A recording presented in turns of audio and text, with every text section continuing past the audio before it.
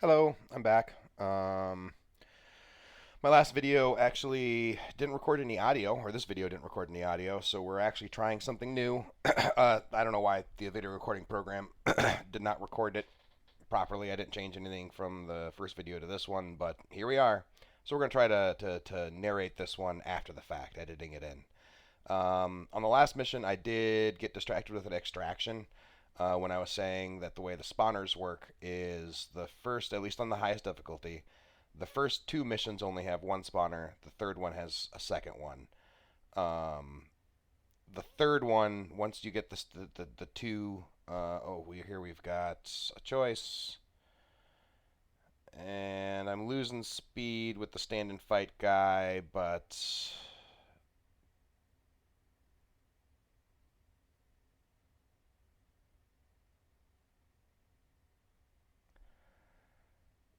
or no, I'm losing it with the fallback guy. So yeah, stand and fight's the obvious choice there. The stats were just superior in every way.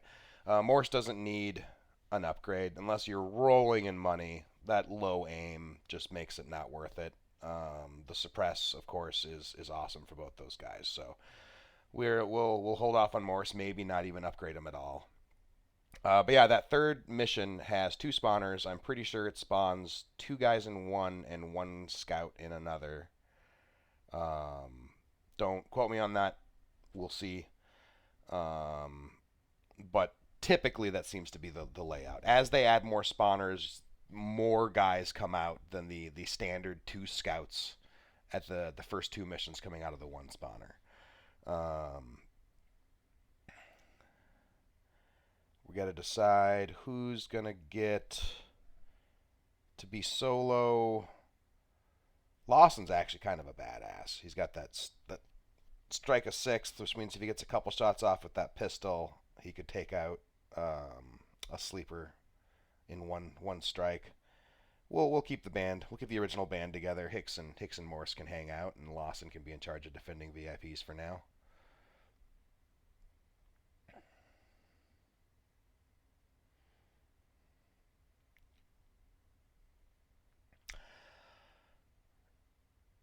You see that right? That slowdown with the VIP there. I don't know why the VIP does that sometimes, where they just go extra slow. But that doesn't really bother me. That's just shows the unpredictable nature of commanding units. They are not robots yet. Oh, spoilers. Um, but they are. But yeah, so it doesn't need to be perfect for me. I know that really bugs some people, but just gotta keep an eye on your troops.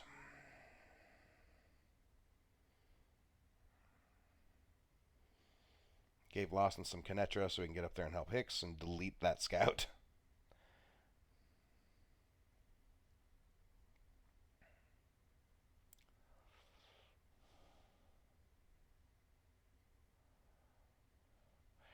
Now I should have pulled Hicks out of there. Honestly, I think it all happened kind of at the same time where they found the extract.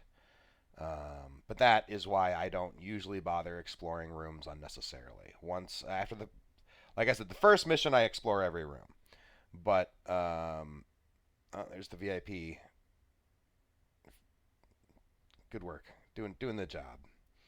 Um, oh, get out of there, Hicks. Get out, get out. Yeah, gotta heal him. Uh,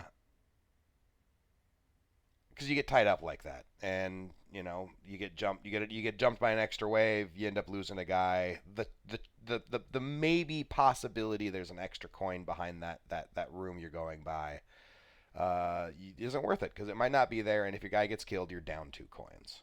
Just play it safe. Guns. I got all this, not all this money, but I got a decent amount of money, and it is time for guns. So, a little bit on guns. They aren't as clear cut as you might think. The damage is not necessarily per bullet. Like the sap rifle does 15 damage, straight up, one shot sniper rifle, what you would expect. Track carbine, same thing, 12 damage with a special effect there. The mass carbine actually shoots 2 bullets per shot each bullet does 5 damage, totaling 10.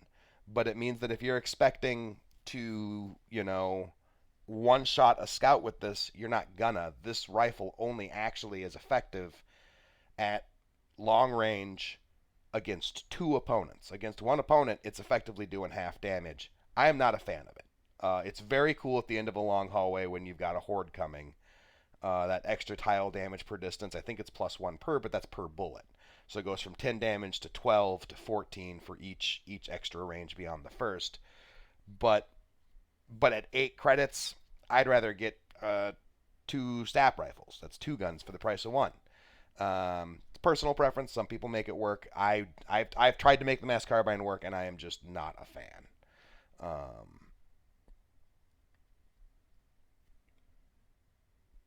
And I'm not going to spend my money here. I'm just going to save it. There's some neat guns, but I've got armor orders and another gun purchase coming up. And since those guns weren't the ideal for this squad spread, rather than paying a refresh, paying 1 coin to get a bunch more guns, gun options, I decided to save the money. Armor's cool. I really love dropping a lot of money early on orders. It's one of the things I will splurge on is orders. Kind of hoping Morse is going to get out of there before that spawner pops off, so when he gets out here, Hicks or Lawson can back him up.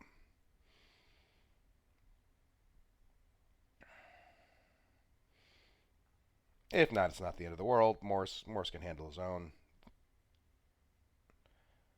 Slips out just as they get on the radar.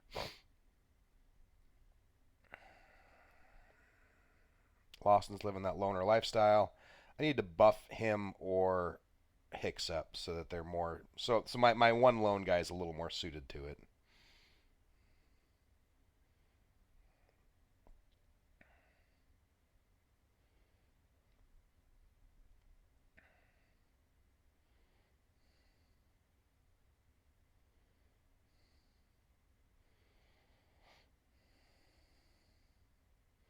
Getting Hicks down there by the time that spawner goes off. Perfect timing.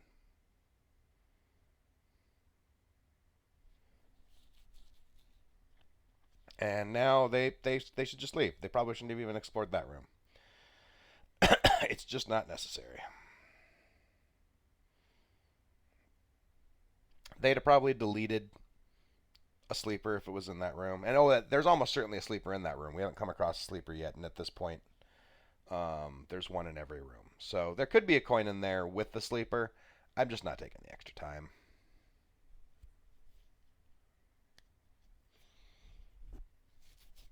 Getting out before wave 4 makes me feel good. And now and even without exploring that room, I'm rolling in cash. And I am rewarded with my efforts by getting 2 excellent pieces of armor for my guys. Ghost Operative's always good, especially for non-charge guys. Who doesn't love speed and aim and melee, or speed and aim and armor. Juggernaut Siege Plating for Morse, or the Bulwark. Like, the Bulwark's more armor. But I'm doing so good on money. I kind of want to keep Morse's aim up a little bit, just in case I get like a Baso shotgun, which doesn't rely as much on accuracy. I got enough money, I might end up upgrading or Morse's aim, even though that's kind of unnecessary. We'll see how I feel when I get to that part.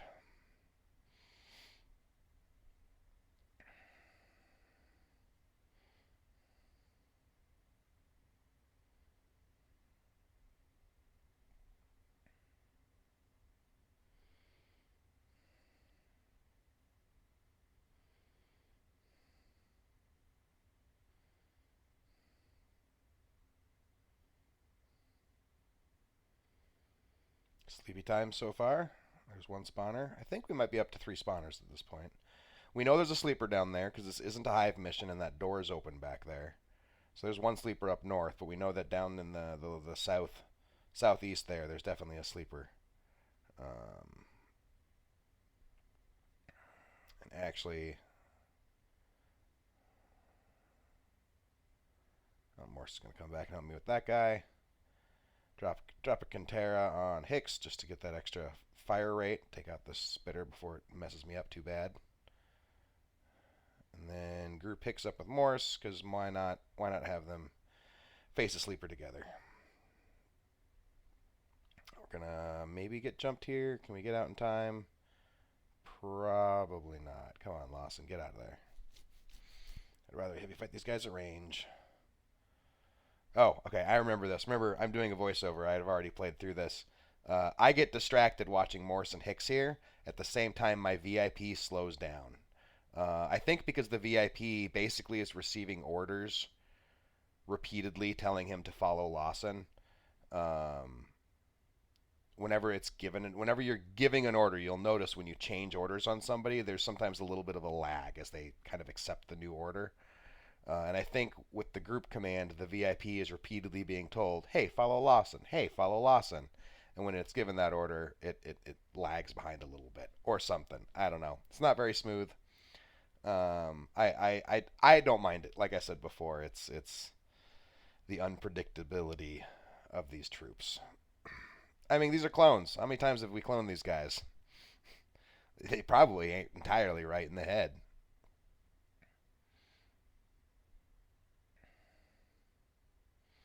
It's never really expanded on what the VIP is. I don't know if they're, like, lore-wise, a clone themselves. Maybe it's a scientist we're trying to get out. Like, the mission ends, so I kind of assume it's not a clone.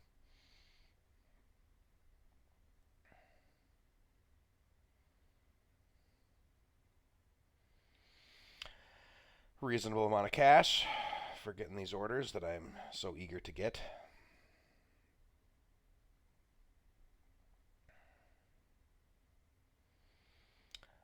Not the best options. Head to room. Remember, that's the one that lets you give specific orders to a specific room. Something some people love. I just choose not to use it. I like working within the logics of the guys. I don't like having that much direct control or min-maxing. Optivex, pretty cool. I only really get it if I have someone with Gunblade, because then that plus 20 aim also translates to plus 1 punch, which is pretty cool. Brutadine, it would get Morse over 8 to 10 to one shot scouts, but I'm going to get him a melee weapon that'll do that eventually anyways. We're just going to grab the advanced quote-unquote first aid. It isn't an instant heal like the one you start with Sentinel. It takes time. It heals more, but it only's got one charge and it takes time. The instant heal is by far the best. The two heals heal more, or heal like instantly, and you get two of them. Even with less, it's worth it. A lot of the orders, I skip a lot of the orders that take time, typically. I'll grab a turret. I'll grab because it can be that cool. I don't get the mine. You start with a mine for free in Huntsman, and I use it to pretty good effect there. I don't mind having the mine, but it's not something I'm probably going to spend money for. The little bit of extra time it takes to drop it is time you could be spent reconning, and the benefit just often doesn't outweigh it. And as we saw in the Huntsman playthrough, occasionally I blow myself up. We got an easy one here. Extract right down the hall from the VIP. Not going to even have to face an alien.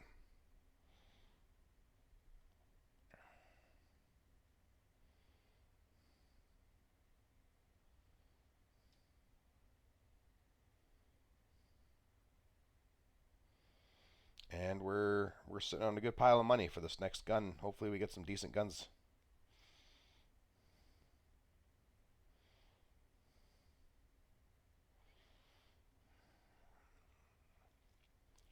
Got to debate how much money to spend on these guns, because coming up, the next ones are recruiting.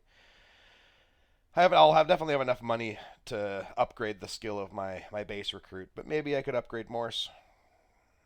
That 40 aim sucks, but it ain't nothing. Rat rifle for sure. Gonna go to one of these guys, probably Hicks. Reward him with that extra aim, and it means that he is by far like that able to be solo. He can handle his own now. Could buy the shotgun for Morse in anticipation of upgrading him, but if this mission goes south, I won't have enough money to upgrade him, and then I'd have wasted money on a shotgun. And I've got other gun purchases down the line, so I will probably end up upgrading Morse's really crappy aim, um, just because I'm making bank. All right, Hicks, you got to prove you're worthy of that rat rifle I gave you. Lawson thinks he should have gotten the rat rifle, but I told Lawson, no, Hicks has been here from the start. You know, he's got this. He's earned it. He deserves this rat rifle.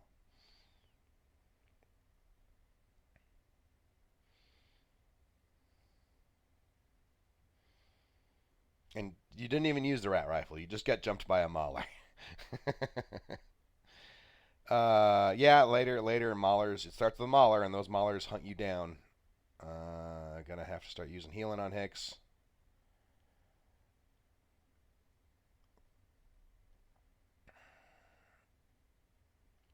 Should have told Hicks to pull back.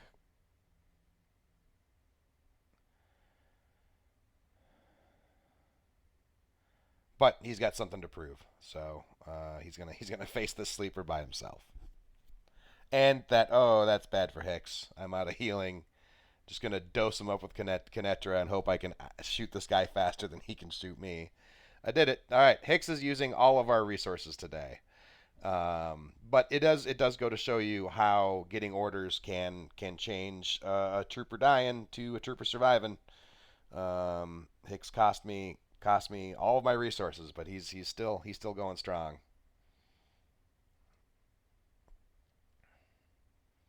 Orders are huge. They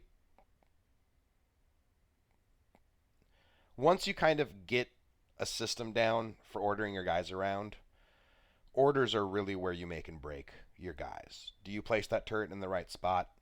Do you drop the connector at the right time? Who do you heal when? These are the things that like determine if you succeed. Right here, placement is going to be really important because Hicks is totally behind enemy lines. He's got you can see the doors opening. He's got those guys coming from that last wave. So Lawson's going to hold back here and try to cover Hicks because he's got the last wave coming up that hallway, and now he's got this wave coming up from behind. Hicks is in a bad spot, and I can recon Hicks. He moves forward, but I've still got those guys coming down the hallway. He's kinda stuck right now because the waves are staggering in a way. Uh, where by the time he takes care of what's in front of him, the ones behind him are respawning and coming after him. I got to get him out of there. It's not like the waves are going to get any easier.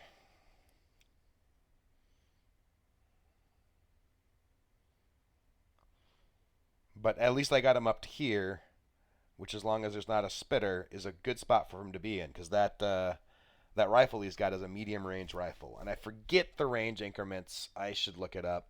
I think short range is 1 or 2 spaces ahead of you. Medium range is 3 or 4 spaces ahead of you, and then long range is like 5 plus. I think could be medium is 3 to 5, but I'm pretty sure it's 3 to 4. And then you get an aim penalty if you're outside of your ideal range, either too close or too far.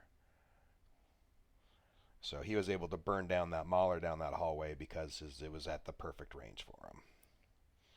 I think we are in the clear. There's no spawners down here. It might be a sleeper. See what I did there? I ordered Hicks to group with Lawson because it pushes Hicks behind Lawson. So if there is a sleeper, Lawson's going to be the one to probably face him. It's not 100%, but odds are the sleeper would hit Lawson before my wounded Hicks. Got him out of there. Hicks proved his value. Cost me all my resources, but fought the good fight. I am rolling in money.